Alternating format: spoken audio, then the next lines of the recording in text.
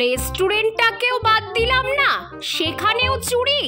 কাল আমি যেই অপকর্মটা করেছি আমি বাজি ধরে বলতে পারি এটা কেউ কখনো করেনি।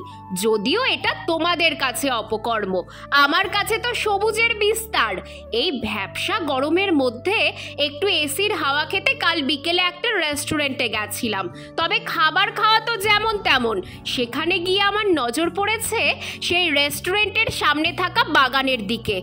ওরে বাবা, কত রকম যে ফুল, কোনটা ছেড়ে কোনটা দেখব। এদিকে এত রকমের গাছ দেখে তো আমার হাত চুলকোতে শুরু করেছে ডাল ভাঙার জন্য। এই জবাটা দেখো কি সুন্দর, এর একটা ডাল নিতেই হবে।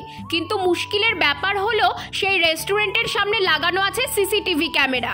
ধুর তেরি, যা খুশি তাই থাক। চারিদিক ভালো করে দেখে ভেঙে নিলাম এই অরেঞ্জ কালারের জবার ডাল।